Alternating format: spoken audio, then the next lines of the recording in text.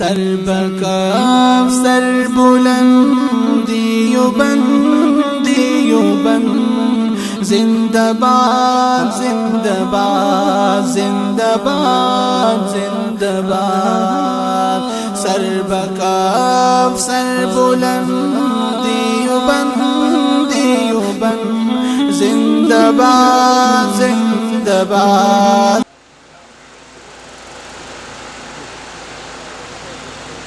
ماشاءالله دا زمونږ د جامع مسجد خطیب استاد محترم مولانا منظور صاحب دامت برکاتهم العالیہ. یقینا کله چې انسان بوډا شي نو داغه د بوډاواله د سوي چې بیا دې په دې خپل بچو باندې اسیم بوجي په نور معاشره او نور خلکو باندې بوج شي. خو یو عالم چې بوډا شي او کمزور شي نو داغي روحاني برکات قدر او عزت هغه نورم زیات شي.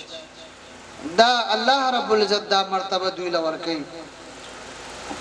زوس خپل یو بل خوب ملما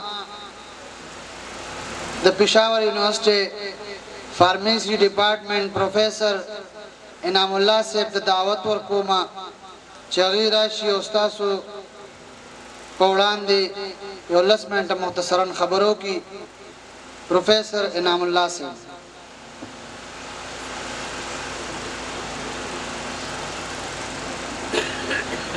نحمده ونصلي على رسوله الكريم. دوستانو بزرگانو دا مجلس کې تاسو په مخ کې ټول لوی علما ناستي او د علماو په مخ کې خبره کول زماغونه کې عامي او بیا داسې عامي چې هغه ز په ځان هیڅ کې ګڼم نه د علماو د خادمانو خادم ځان شمیرم.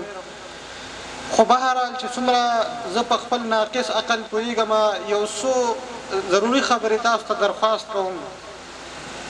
دا یاد لرئ نن په پاکو هند او په افغانستان کې دا دین کم شکل کې زمون په مخ کې ژوندی دی او مونږ په کم ازادي سره په خپل دین باندې عمل کوو په منځونو باندې په هر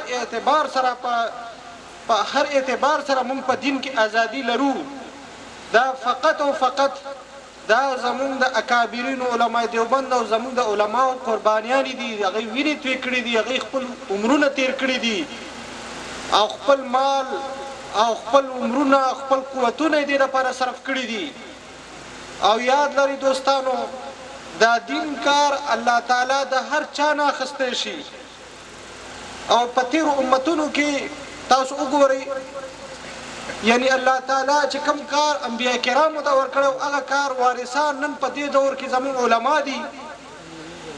نو دا یاد لرئ که زمون مال زمون جان زمون څه قسمه خدمت د علماو او د دین په خدمت کې استعمال شونه دا زمون د آخرت سرمایه ده زمون د دنیا سرمایه ده.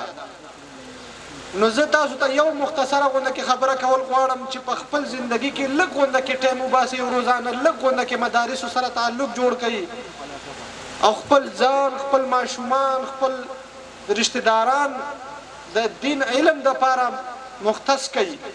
او د دین زیاته اهمه خبره چې تاسو له الله تعالی څومره وسه اختیار درکړی دی نو خپل مال او دولت کې چې څومره تاسو ورکولی شئ د دوی ملاتړ وکړئ او دا فقط او فقط تاسو د آخرت د الله په دربار کې د خلاصۍ یو غټه به ذریعه وي.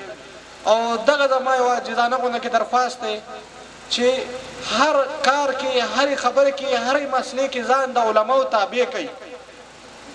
د سیاسي خلکو د ټولو افسرانو د مشرانو د دوی په ځای تاسو ځان د علماو تابع کړئ. د علماو هر اشاره ته ځان حاضر کړئ په مال جان او هر اعتبار سره واخر دعوانا الحمد لله رب العالمين.